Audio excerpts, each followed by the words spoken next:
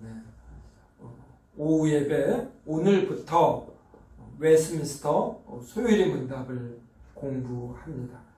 그동안 2020년 세움교회 오후 예배 때 받은 하나님의 말씀 살펴보면 홀수주일에는 조별 모임을 통한 설교 나눔을 했습니다.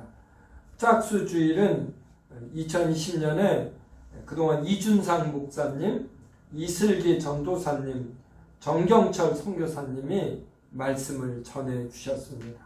그리고 제가 말씀을 전할 때에는 도르트 신경의 성도의 견인, 그 다음에 세움교회 정체성이라는 큰 틀 하에서 장로회가 무엇인지, 개혁주의가 무엇인지, 그리고 세움교회의 역사, 그 다음에 교회의 직원, 장로와 집사와 권사에 대해서, 또 교회 소속기관은 무엇을 의미하는 것인지 살펴보았습니다.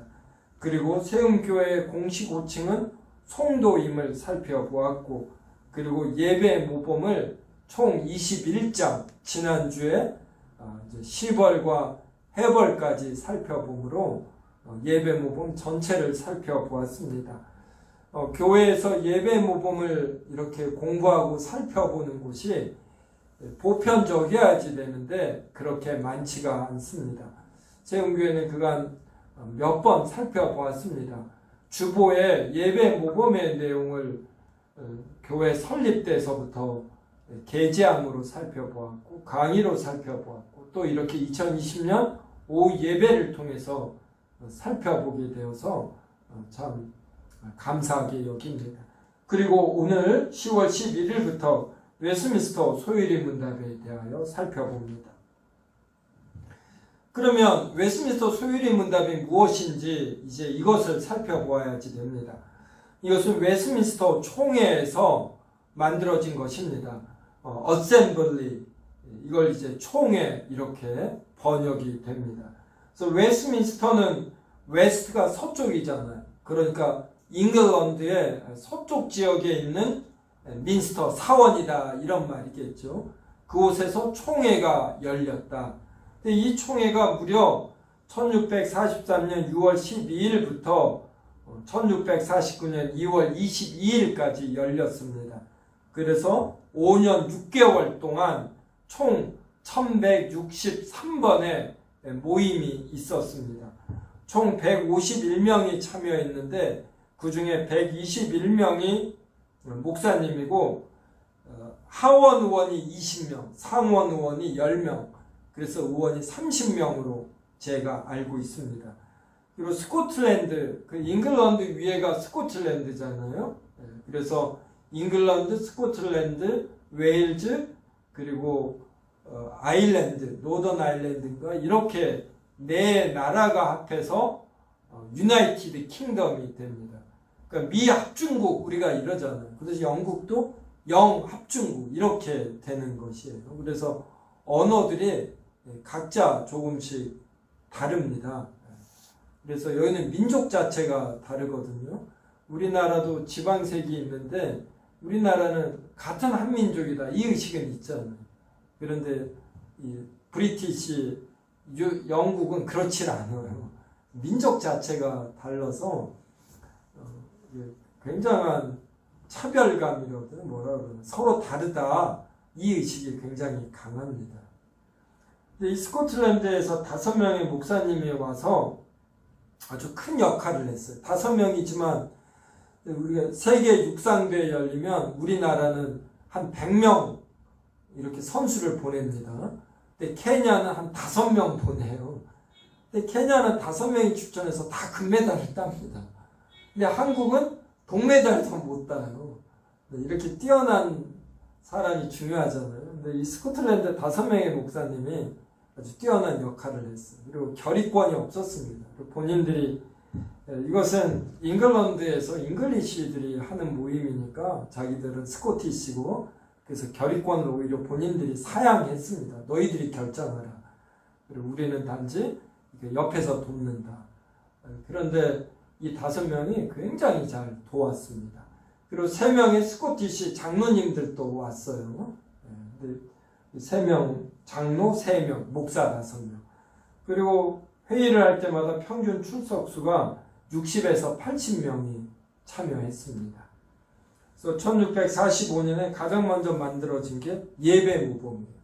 그래서 우리가 이때 만들어진 예배 모범에 근거해서 지난주까지 예배 모범을 공부했습니다. 그 다음에 정치규범, 그 다음에 신앙고백, 그 다음에 신앙고백이 만들어졌는데 각 내용에 대한 성경 구절이 없었거든요. 이걸 의회에서 요구했습니다. 그래서 한 8개월, 한 4개월 정도죠. 영구에서 성경 구절 첨부해서 신앙고백을 제출했고, 그 다음에 소율이 문답이 1647년 11월, 대율이 문답이 1648년 4월에 만들어졌습니다. 1643년 6월 12일에 영국 의회에서 웨스트민스터 총회를 열겠다는 법령이 통과가 되었고, 그래서 첫 번째 모임은 1643년 7월 1일에 했습니다. 그래서 어떤 때는 1643년 7월 1일부터 1649년 2월 22일 이렇게 표현하게 돼요. 이것은 법령이 통과된 날과 실제로 모인 날.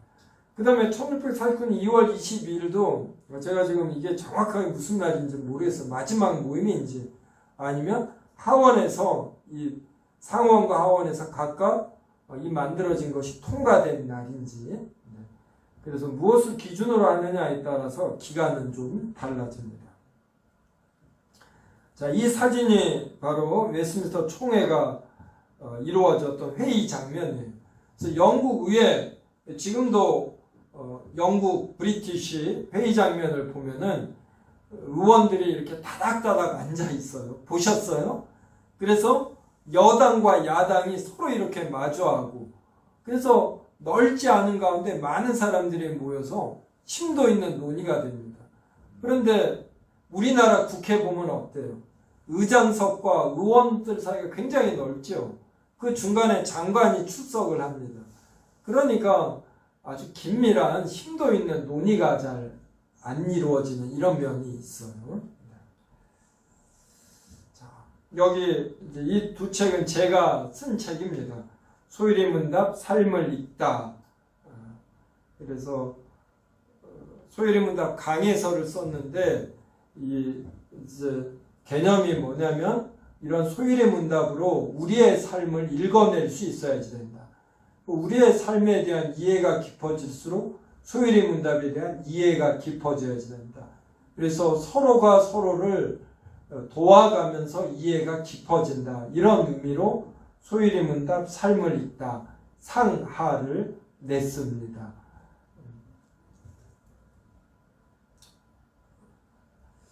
그럼 소율의 문답의 구조에 대해서 먼저 살펴보면 소율의 문답은 총 1문에서 107문까지 있습니다.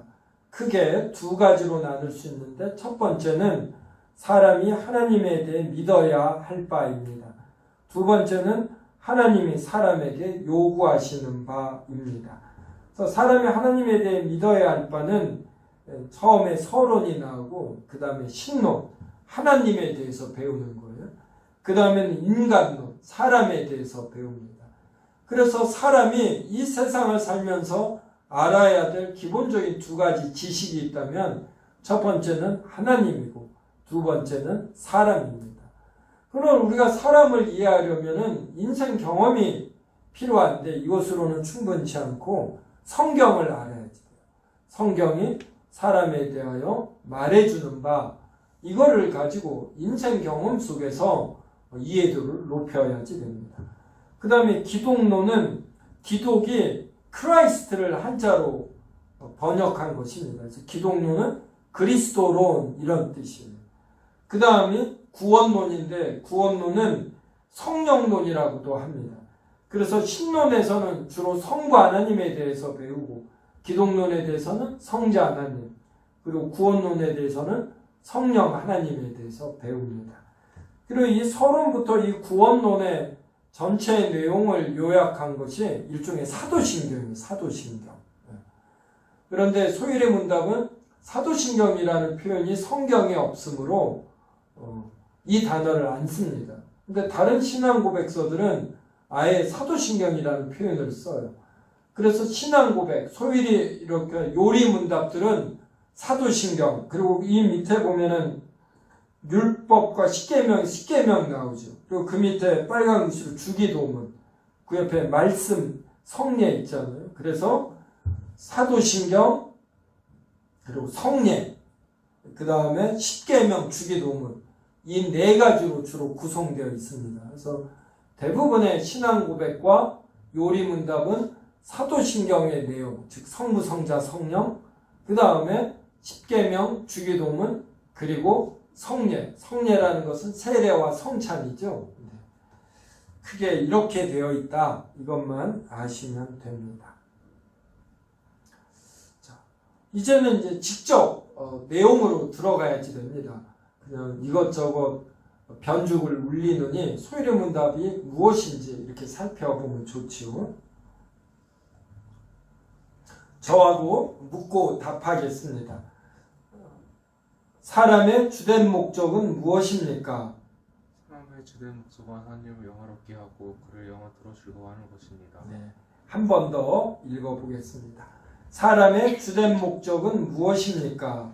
사람의 주된 목적은 하나님을 영화롭게 하고 그를 영화토록 즐거워하는 것입니다. 네. 영어로는 이렇게 What is the chief end of man 이렇게 되어 있어요. 그래서 end가 목적으로 번역이 됐잖아요. 근데 end의 뜻이 뭡니까? 첫 번째 뜻이 끝이잖아요. 끝. 그래서 목적이라는 것은 끝까지 인생을 살아봤을 때, 그리고 어떤 일을 끝까지 진행했을 때 이르러야 할 지점이 무엇인가, 이런 걸 목적이라고 하는구나. 좀 이러한 뉘앙스를 우리가 가질 수가 있지요. 그래서 신앙생활도 처음 할 때에는 하나님을 믿어서 내가 취직도 잘 되고 결혼도 잘하고 하는 현실의 문제가 풀리는 거, 이런 걸로 생각할 수 있어요. 그런데 인생을 더 살아보니까, 신앙생활을 더 해보니까, 그리고 무엇보다도 성경이 무엇라고 말하는가, 이거를 보니까 하나님을 영화롭게 하고 그를 영원토록 즐거워하는 것이다. 그래서 영어로 보면 man's chief end is to glorify God. 하나님을 glorify가 영화롭게 하다. 그리고 to enjoy him. 그를 누리는 것이다. 즐거워하는 것이다. forever 하면 영원히, 이 말입니다. 그래서 우리가 to glorify God and to enjoy him, 이걸 이렇게 외워두면 되겠죠. 하나님을 영화롭게 하고 그를 영원토록 즐거워하는 것. 이것이 우리 신앙생활의 목표이다. 근데 많은 사람들은 이걸 신앙생활의 목표로 잘 생각하지 않습니다. 자, 그러면 이제 우리가 이제 뒤에 보면은 소일의 문답을 더 살펴보면 오늘 이 문제 1번은 그래도 좀 대강이나마 이해할 수가 있습니다. 근데 더 하다 보면은 이렇게 굉장히 압축된 문장으로 좀 바로 즉각적 이해가 어려운 것들이 있어요. 이것들이 왜 그러는지 살펴봅니다. 성도 여러분, 원에 대한 정의가 무엇이냐면 한 점에서 일정한 거리에 있는 점들의 집합입니다. 지금은 점들의 자취, 집합을 자취, 이렇게도 표현을 많이 해요. 근데 이 문장을 읽고서 이게 원의 정의라는 것을 이해하는 사람이, 제가 집회에 나가서 손을 들어보라 하면 10명에 한두 명 꼴입니다. 그러니까 한 10에서 20%만 이해하고 80%는 이걸 이해하지 못해요. 그런데 수학을 잘하거나 관심이 있는 사람은 한 점에서 일정한 거리에 있는 점들의 자취다 그러면 원에 대해서 아주 깔끔하게, 그리고 이렇게 아주 간결하게 이해할 수가 있습니다. 하지만 80%는 이해하지 못합니다. 그래서 그 다음 그림을 보면은 이 빨간 점이 한 점이죠. 여기서 일정한 거리가 2cm가 되는 겁니다. 그래서 한 점에서 일정한 거리 2cm에 있는 점들의 자취를 이렇게 연결시키면 원이 되는 것이에요. 자, 이렇게 그림을 보여주니까 원에 대한 정의가 잘 이해되죠. 그 다음에 이제 여기 빨간 점이 이제 5입니다. 그리고 난 자가 있잖아요. 자에 0에서 2cm 이거를 컴퍼스로 이렇게 거리를 잽니다. 그래서 한 점에서 이 컴퍼스를 이렇게 돌리면은 이제 2cm 반지름이 2cm가 되는 원이 돼요. 그래서 초등학교 수학 선생님은 원을 가르칠 때 한 점에서 일정한 거리에 있는 점들의 자취다 이렇게 가르치면 빵점짜리 선생님입니다.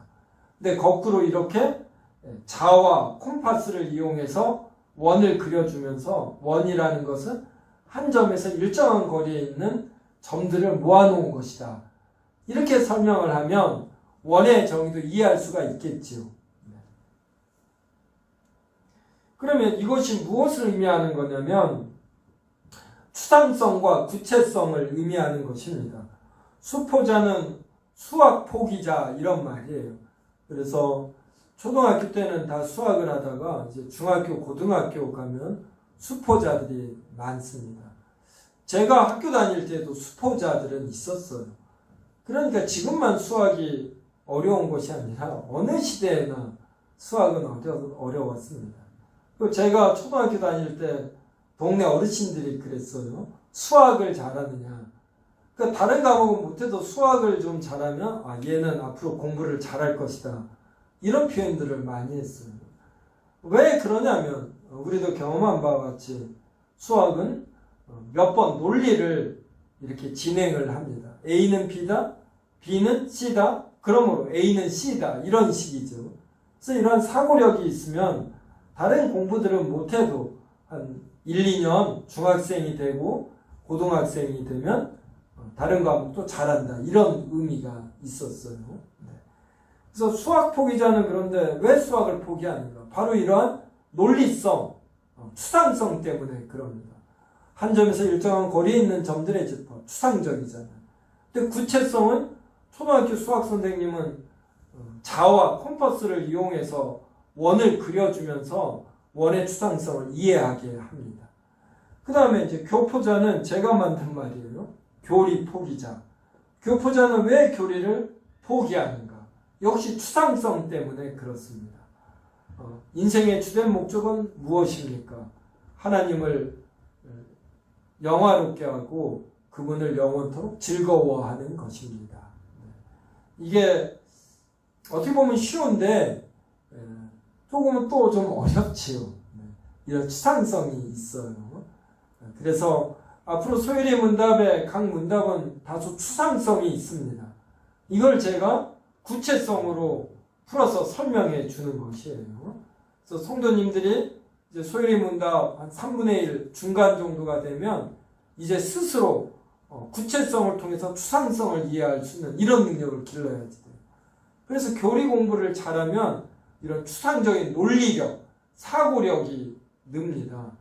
그 다음에 성경을 더 잘 이해하게 되고 또 우리의 삶을 더 잘 이해하게 돼요. 그래서 이 교리 공부가 종합적인 공부 방법입니다.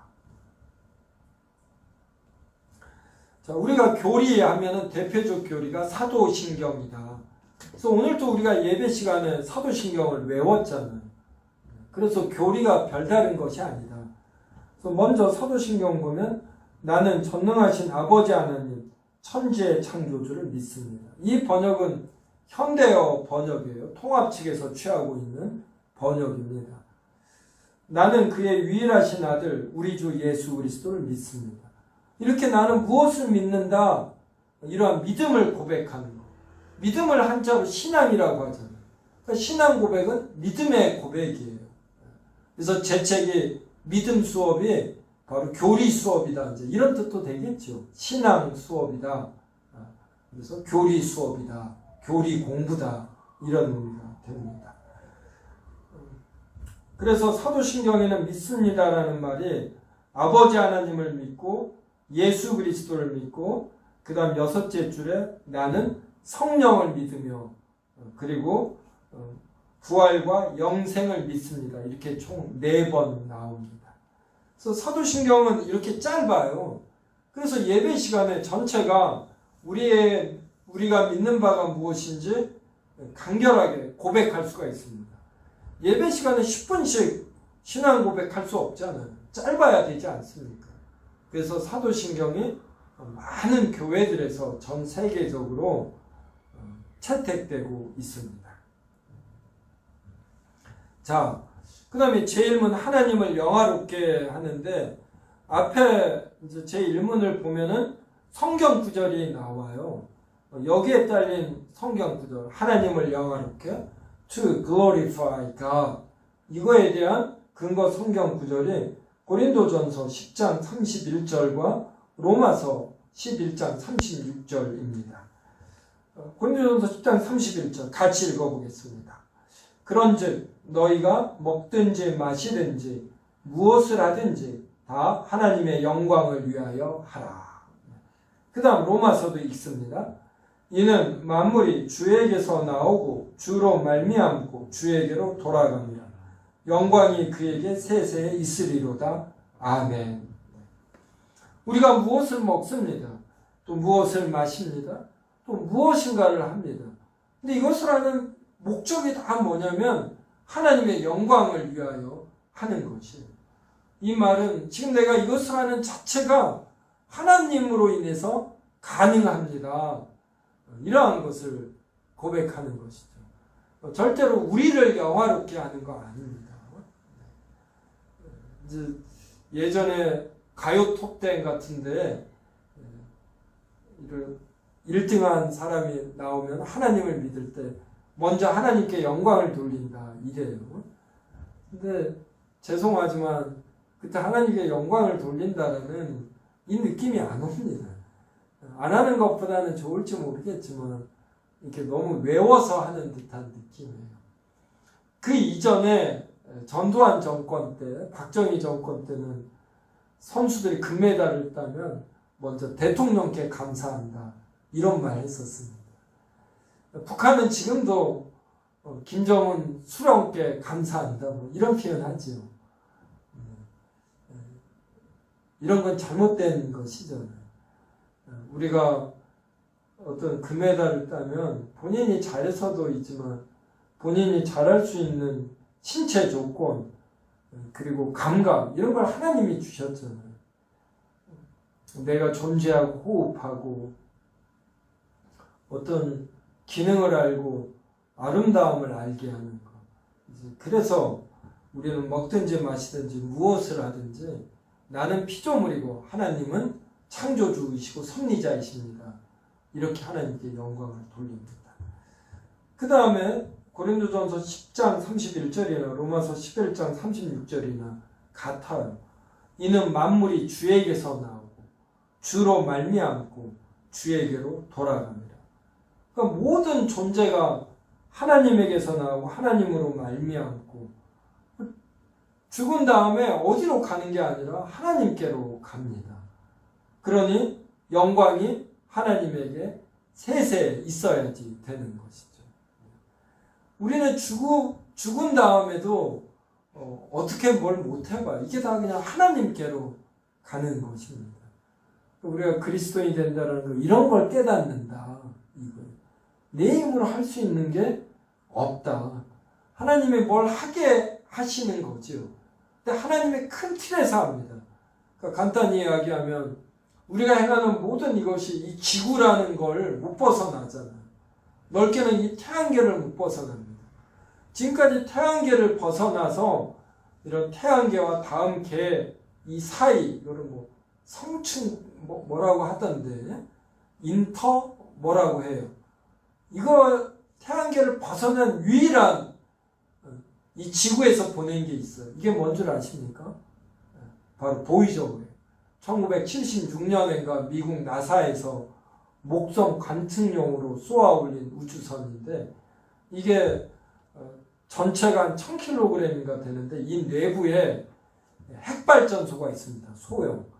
그래서 에너지가 있으니까 목성을 통과한 후에도 계속해서 항해를 한 거예요. 1초에 뭐 100km인가 20km인가 이렇게 갑니다. 총알보다 여기서 더 빨라요. 그렇게 76년이니까 44년인가를 쉬지도 않고 가니까 이제 태양계 끝에 이르러요. 놀랍죠, 여러분? 태양계가 이렇게 큽니다. 이제 그 우주선이 태양계를 빠져나간 유일한 행성입니다. 지구에서 보면. 그래서 이 사람이 행하는 건 이 지구를 못 벗어나고 그리고 이 태양계를 못 벗어나는 거지. 무슨 일을 해도. 하나님은 이 우주 자체를 만드신 분입니다. 우리가 하나님에게 영향을 끼칠 게 하나도 없어요. 이런 걸 깨닫는 겁니다. 그 다음에 하나님을 즐거워한다. 이건 무슨 뜻이냐면 근거 성경 구절이 이제 요 시편입니다. 시편 73편 25절부터 28절인데 저와 한 절씩 읽겠습니다. 하늘에서는 주 외에 누가 내게 있으리요? 땅에서는 주밖에 내가 사모할이 없나이다. 내 육체와 마음은 생각하나 하나님은 내 마음의 반석이시여 영원한 분기이시라. 무릇 주를 멀리하는 자는 망하리니 음녀같이 주를 떠난 자를 주께서 다 멸하셨나이다. 하나님께 가까이 하니 내게 보리라. 내가 주 여호와를 나의 피난처로 삼아 주의 많은 행정을 전파하리이다. 네. 하늘에서 땅에서 이러거든요. 하늘에서 주 외에 누가 내게 있으려. 이 하늘은 물리적으로 하늘이기도 하고 이 물리적 공간이 아닌 영적인 영역을 또 하늘이라고도 하고 그럽니다. 그러니까 우리가 죽었을 때 나에게 누가 있겠는가? 사람은 죽기 전까지만 동행을 해요. 장례식장에 가족들이 장례를 하지만 죽은 자를 동행하지는 못합니다. 맞지요? 우리가 죽었을 때 우리가 기댈 자 하나님밖에 없어요. 그리고 이 물리적 공간인 이 땅에서도 우리가 사모할 기대리는 하나님밖에 없습니다. 그래서 내 육체와 마음은 쇠약하나 하나님은 내 마음의 반석이시오 영원한 분깃이시라. 그러니까 하나님만이 내가 소유할 수 있는 영원한 어떤 소유물, 내가 받은 나만의 몫이다. 분깃이 이런 뜻이거든요. 내 마음의 반석, 중심이시다. 이제 저도 나이가 들어가면서 육체와 마음이 쇠약해져감을 느껴요. 한 2, 3년 전만 해도 이 육체가 쇠약해진다. 이런 느낌이 없었거든요. 근데 이제는 느껴요, 제가. 그러면 이제 80, 90이 되면 어떻게 됩니까? 치매에 걸리는 거예요, 치매.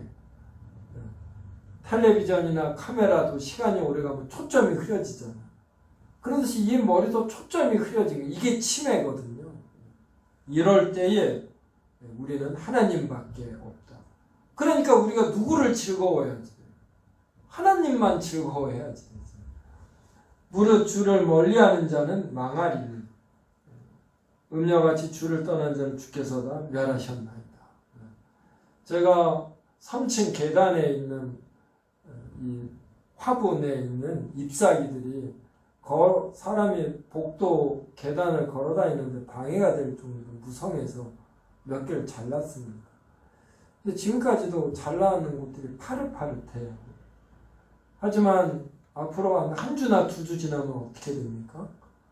이게 마릅니다. 그래서 우리 인생이 주를 떠나면 이렇게 점점 말라가는 거예요. 살아는 있지요. 육체적으로는 살아있지만 하나님을 떠나 있으면 실은 죽은 겁니다. 그래서 이제 완전히 하나님을 떠나 강박한 자가 되고 영적으로는 이미 죽은 자이고 그러다가 하나님께서 치시는 사고와 병 혹은 어떤 자는 그래도 복을 더 받아서 자기 수명을 누리고 80이나 90에 죽는 것이에요. 28절에 하나님께 가까이함이 내게 복이라 내가 주 여호와를 나의 피난처로 삼아 주의 모든 행적을 전파하리이다. 시편 73편은 하나님만이 우리를 지키시는 이시다, 능력자이시다 이러한 의미에서 하나님을 즐거워해야지 된다 이렇게 말을 합니다. 자, 영화롭게 함과 즐거워함의 의미를 이제 제가 성경 구절을 찾아서 설명하는 겁니다. 지금까지는 소율이 문답을 만든 웨스민스터 디바인들, 여기에 참여한 목사님들, 신학자들이 근거 성경 구절을 이렇게 로마서로 또 시편으로 됐어요. 이제 저는 로마서 1장 20절과 21절을 이렇게 제시합니다. 한 절씩 읽겠습니다. 창세로부터 그의 보이지 아니하는 것들 곧 그의 영원하신 능력과 신성이 그가 만드신 만물에 분명히 보여 알려졌나니 그러므로 그들이 핑계하지 못할지니라. 하나님을 알 때 하나님을 영화롭게도 아니하며 감사하지도 아니하고 오히려 그 생각이 허망하여지며 미련한 마음이 어두워졌나니. 창세로부터 그의 보이지 아니하는 것들, 이게 그의 영원하신 능력과 신성입니다. 이것이 그가 만드신 만물에 이제 새겨져 있다 이런 말이에요. 그러니까 여러분 음악 좋아하잖아요. 음악에 도레미파 솔라시도 있는데 이러한 음을 하나님이 만드시는 거예요. 우리가 어떤 소리를 들으면 기분이 좋습니다. 이 아이의 웃음소리 같은 거, 또 새들의 지저귀이나 이렇게 듣기 좋은 소리가 있어요. 이런 걸 다 하나님이 만드신 거예요. 그래서 우리는 음악을 들으면서도 이 하나님을 느끼는 겁니다. 그래서 우리가 이 인생 목표가 하나님을 영화롭게 하고 하나님을 즐거워하는 거죠. 이런 음악을 만든 하나님을 즐거워하면서 이걸 하나님이 만드셨으니까 우리가 놀라면서 감사하면서 하나님께 영광을 돌립니다. 또 밖에 있는 자연의 나무와 꽃들의 색깔들을 보십시오. 색깔들. 얼마나 아름답습니까? 또 가을 하늘, 파란 하늘을 보는 거. 냄새 중에 아주 좋은 냄새들이 많아요. 국제 결혼해서 사시는 분이 힘든 거 하나가 뭐냐면, 결혼이라는 것은 남녀가 서로 다른 남녀가 만나 사니까 좋으면서 긴장이라는 것이 있거든요. 근데 국제 결혼을 하면 문화가 달라서 또 더 긴장이 있다고 합니다. 근데 그 문화 다름 중에 음식 다름, 이 음식 다름이 냄새로 많이 표현이 된대요. 그래서 한국 사람이 먹는 음식과 외국 사람이 먹는 음식이 다른데 어려서 익숙해지지 않으면 성인이 되어서 적응하는데 좀 시간이 걸린대요. 우리는 김치 먹는데 아무리 쉬어도 조금 불쾌하지, 김치에 맛있는 냄새 때문에 김치가 좋잖아요. 외국인들은 김치 냄새 싫어합니다. 이 냄새를 하나님이 만드셨어요. 또 여러분은 뭘 좋아합니까? 맛있는 음식? 이거 하나님이 만드셨습니다. 이렇게 하나님의 영원하신 능력과 신성이 그가 만드신 만물에 분명히 보여 알려진 것이.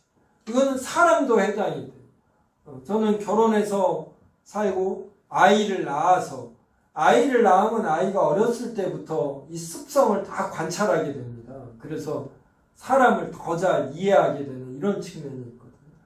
그래서 이 사람이 정말 하나님의 형상으로 만들어진 귀한 존재인 걸 알아요. 저는 동물의 세계를 좋아합니다. 유튜브에서 우리 성도 중에 최신화 성도님은 고양이 노는 거를 유튜브로 많이 본다고 그러더라고요. 이 마리아 자매도 고양이를 좋아합니다. 근데 저는 개를 좋아해요. 어제 그제도 저는 개를 좋아하는데 이 개가 1년 동안인가 같이 살다가 8개월인가 10개월 살다가 이제 그 눈먼 사람들을 인도하는 이러한 안내견으로 10년간을 다른 데서 산 거예요. 이 개가 이제 10년인가 하다가 은퇴를 했습니다. 근데 키울 사람이 없는 거예요. 그래서 원래 주인에게 연락해서 원래 주인에게로 이제 갖다 줬거든요. 이게 이제 일본에 있었던 일을 동영상으로 촬영한 곳이더라고요. 그런데 이 개가 이걸 기억을 해요. 자기 태어나서 10개월 동안 겪었던 주인을. 그리고 그냥 너무너무 좋아합니다.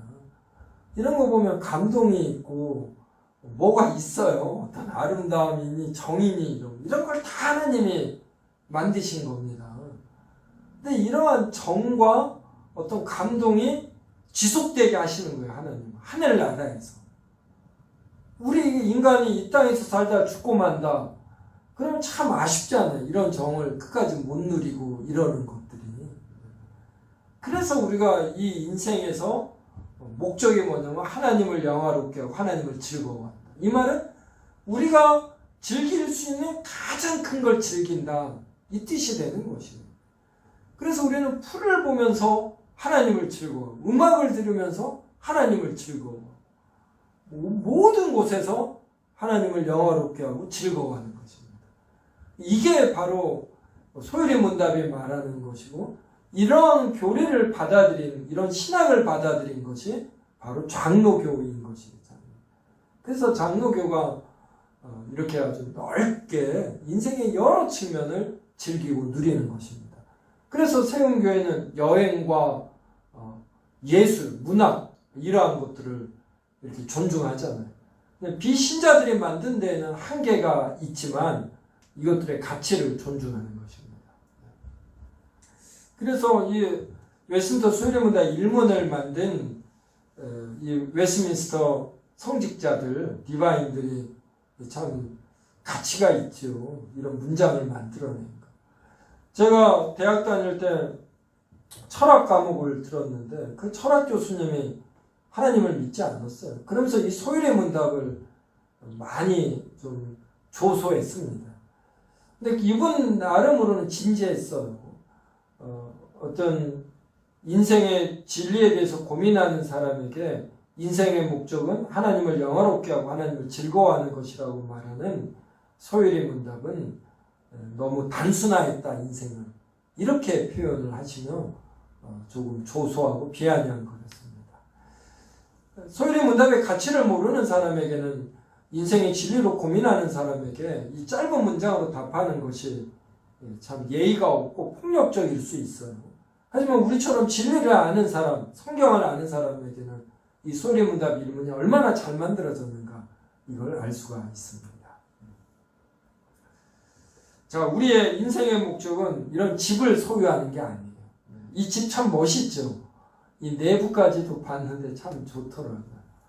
때때로 그리스도인들이 하나님을 믿어서 하나님의 축복을 받아 이런 집을 갖는 거, 이걸 신앙의 목표로 생각하기도 합니다. 근데 이런 건 부산물이에요. 오늘 사도행전도 보았지만 예루살렘에서 흩어진 성도들이 복음을 전했지 그들에게 이런 집이 주어지지 않았습니다. 근데 이들은 복음을 전하면서 예수님을 믿는 자들이 나타나는 것을 보면 기뻐하는 거죠. 그러니까 선교사들의 삶이 이거거든요. 선교사들이 정말 가치 있는 삶을 사는 것입니다. 차, 이게 2억인가 뭐 이러더라고요. 벤츠에 나온 차인데 어떻게 이런 차 보면 좋은가요? 이런 차 한번 타보고 싶어요. 몇 번 타보고 싶습니다. 그리고 뭐 별로예요. 차는 비슷비슷합니다. 좋은 차는 어떤 차가 좋은 차면 자신이 건강해서 차를 몰면 이 차가 다소 승차감이 안 좋아도 즐길 수가 있어요. 그 차가 좋은 거예요. 몸이 건강하지 않고 마음에 불평, 불만이 있으면 이런 차 타도 교만만 해주고 짜증만 나고 그렇습니다. 여러분 좋은 집과 좋은 차 이런 거에 속지 마셔요. 저는 트라제 10년 몰았나 12년 몰았나 고장도 안 나가지고 정말 지긋지긋하게 몰아도 그 차 좋기만 했습니다. 지금 카니발도 몰 때마다 기분이 좋아요. 제가 건강하고 마음이 밝으니까 차 상태 별로 안 중요합니다. 그래서 신앙생활의 목표 이걸 한번 저하고 한 절씩 읽겠습니다. 빌립보서 4장. 내가 궁핍함으로 말하는 것이 아니니라. 어떠한 형편에든지 나는 자족하기를 배웠노니. 나는 비천에 처할 줄도 알고 풍부에 처할 줄도 알아. 모든 일 곧 배부름과 배고픔과 풍부와 궁핍에도 처할 줄 아는 일체의 비결을 배웠노라. 같이 읽겠습니다. 내게 능력 주시는 자 안에서 내가 모든 것을 할 수 있느니라. 빌립이 어떤 교회에서 성도들을 도왔어요. 그래서 빌립이 칭찬을 합니다. 바울이 칭찬을 합니다. 그러면서 바울이 내가 너에게 돈을 받아서 칭찬하는 게 아니다. 왜냐하면 나는 어떠한 형편에든지 이렇게 만족하는 걸 배웠다. 그래서 나는 비천에서도 아주 기쁘게 살 줄 안다 이 말이에요. 그다음에 풍부가 되면 궁상 떨지 않고 또 돈도 써가면서 잘 처할 줄 안다. 그래서 모든 일, 그러니까 배부름 상태, 배고픔 상태, 풍부한 상태, 궁핍한 상태에도 처할 줄 아는 일체의 비결을 배웠다 이 말이에요. 그래서 바울은 능력 주시는 자 안에서 모든 걸 할 수 있습니다. 이때 이 모든 걸 한다라는 것은 어떠한 일이든 한다 이 뜻도 되지만 어떠한 상황에서도 잘 처하면서 나에게 주어진 일을 한다 이 뜻이 더 강해요. 그래서 여러분 경제적으로 신분적으로 다소 못 살거나 이런 걸 이렇게 부끄러워할 필요 없어요. 이걸 즐기면 됩니다. 즐기면. 저는 바울이 말한 비천에 처할 줄도 알고 이 말이 무엇인지 조금 알아요. 여러분 비천의 어려운 경제 생활에 돈을 아껴가면서 여기에 맞추어 살아가 보십시오. 나름 얼마나 재미가 있는지 몰라요. 비천한 사람은 반찬이 조금만 있어도 맛있게 먹습니다. 그러다 누가 잔치집에 초대해주면 얼마나 그게 맛있는지 몰라요. 풍부한 사람은 뷔페집에 가서도 맛있는 것만 몇 개, 그럼 게잘게잘거린다 그러더라고요.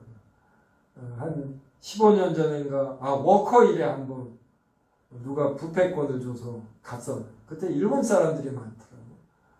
일본 사람들은 게 있죠, 게.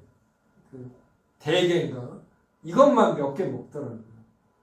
일본 사람들이 확실히 경제적으로 잘 사는구나 느꼈어요. 저는 어땠겠습니까?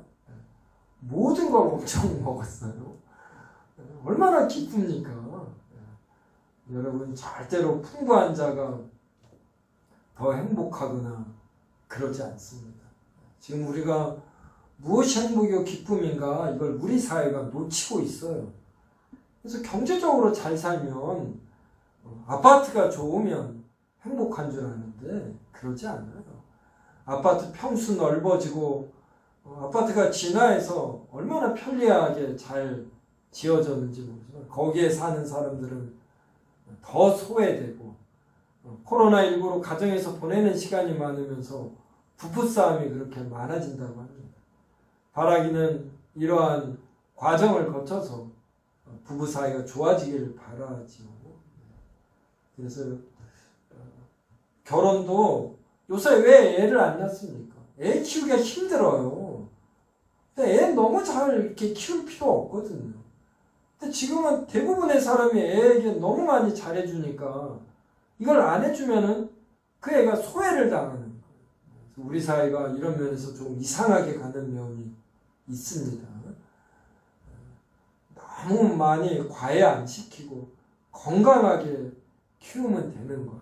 이런 사람들이 많아져야 우리나라 자살률이 적어져요.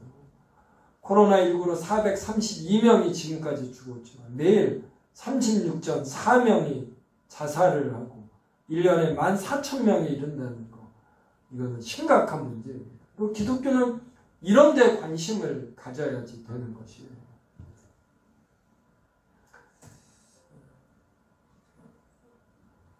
문 2는 이제 다음 주에 할 것입니다. 오늘은 이것으로 마치도록 하겠습니다. 성도님들 기대하고 또 소요리문답 2문도 또 나름 읽어보고 생각해보고 그래서 137문까지 아주 풍성한 시간이 되기를 바랍니다. 제가 기도하고 오늘 오후 예배 마치도록 하겠습니다. 하나님 세움교회를 또 축복하셔서 오후 예배가 풍성히 이루어지게 하시고 또 오늘부터 소요리 문답이 시작되게 하시니 얼마나 감사한지요. 151명의 사람들이 모여 웨스민스터 신앙고백, 소요리 문답, 대요리 문답, 예배 모범, 권징 조례를 정치 문답을 정치를 만들었습니다. 이 귀한 내용 우리가 잘 새기게 하고 오늘 일문에서 공부한 것처럼 인생의 목적이 무엇인지 진지하게 생각하게 하여 주시옵소서. 하나님을 영화롭게 하고 하나님을 즐거워하는 것, 이것보다 더 큰 목적이 인생에 없는 줄 알고 이것을 깨달을 때 진정 우리 마음에 평안이 있는 줄 알게 하여 주시옵소서. 예수님의 이름으로 기도드리옵나이다. 아멘.